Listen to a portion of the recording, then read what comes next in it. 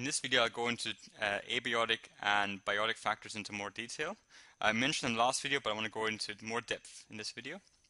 By the end of this, you should be able to name various abiotic and biotic factors, which we can find in ecosystems. And you should also understand how abiotic and biotic factors interact, so how they kind of connect to cause populations either to thrive, so to do really well, or possibly to die out, depending on what's happening in the ecosystem. Right? So these abiotic and biotic factors interact to make a population thrive or become extinct, depending on the situation. Right, so definitions, bigger definitions here, but they're pretty straightforward. Abiotic factors is defined as, in biology and ecology, abiotic components or abiotic factors are non-living, so it's non-living chemical and physical parts of the environment that affect living things and the functioning of an ecosystem. So these abiotic factors, even though they're non-living, they have some kind of impact on living things. And we'll talk about some examples now. Alright, so in this video I just want to go through some, obviously it will be your job to go into more detail for your group, but things like, well, sun and light. So the sun is an abiotic factor. And the sun is important because the sun allows plants to grow, and then we consume the plants. So sun is where all our energy comes from, and it's an abiotic factor. Things like temperature, right? So if the temperature is too extreme or either too cold or too hot, well, that could mean that life can't be sustained. Even if something that is normally adapted for very hot environments, if that's put into a very cold environment, again, can't survive. So the temperature will impact what lives in the area and what can survive and what can thrive. Water. All living things are made up of water, so obviously water will be very important for anything that is living to be able to survive and thrive, and that's an abiotic factor because water is not living. Gases. What does it mean by gases? Well, things like O2, so oxygen, carbon dioxide. I could name a few more, but those are the two main ones. So oxygen is important for making energy, so respiration, and all living things, most living things require oxygen. Carbon dioxide, needed for plants to do photosynthesis. Again, needed for plants to survive, and if plants survive, well then we survive. So these gases are absolutely important. Wind, again, that's more, it's like you can kind of imagine, why is wind kind of important, or why is that an abiotic factor we should take care of? Well, again, obviously if it's extremely windy, then things that can't attach themselves to the ground or to some kind of object wouldn't be able to survive. So if in windy areas you have different adaptations because those animals have to survive that strong wind. If there's no wind, well, we're looking at different type of factors that can be important. Now those are actually just a few, so these are about 5-6 abiotic factors. There's quite a few more, and again it will be your job to find the rest and see which of them is relevant for your ecosystem. Now, biotic factors. Biotic factors in the ecosystem are the living components. So now we're talking about living, so something that's living.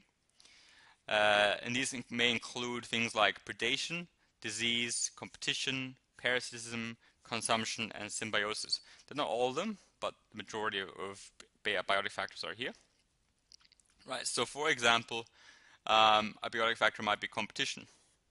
So, if we have two animals that compete for the same resource, two animals compete. So let's say we have the cow and the sheep. They're both on a block of land. They're eating grass. Well, whichever one gets the grass the fastest will be able to survive. The other one might not survive. So they're actually the competition. They're not eating each other. They're eating the same food source, but that's going to have an impact on who survives and who doesn't. And that's competition. Feeding, so that's more your predation. So predation means that one animal eats the other animal. So for example, a lion eats a gazelle or whatever else they might eat. Right? So lions can eat animals, and the animal that's being eaten is the prey. So the predator and prey relationship. Again, that's a living relationship, but it is important for the ecosystem to survive, and some will thrive and others will not thrive. And then we've got this idea of symbiosis, right? So different type of relationships. So for example, there's some relationship as mutualism, which means that both benefit. And if you watched Nemo, you might remember there's some fish, if that's a shark, there's some fish that hook onto the shark and take the shark, use the shark for a ride, like a taxi. That's not actually mutualism, because only the fish that hooks on will actually benefit. That's commensalism. One benefits, the shark is not harmed. So one benefits, the other one is not harmed. That's commensalism. Mutualism is where both benefit. So for example, if you have those fish that clean other fish, so they kind of eat the bad stuff on other fish, that fish will benefit because it gets its food, and the other fish will benefit because it's getting cleaned, right? So that's an example of mutualism, where both benefit. And then parasitism, well, a mosquito, a tick, a lot of different types of living things. This is where one benefits, but actually is harming the other. So it's taking blood or taking something from the other. That's parasitism. And these are different types of relationships as well. They're all biotic factors. They all exist within an ecosystem. Now, one we haven't discussed yet was disease. Disease obviously is a biotic factor because it's caused by small little microbes, but it's also hugely impactful and can cause a lot of damage and problems. So these are some examples of biotic factors and abiotic factors. But again, from this video, all I want you to know is the rough definition of those.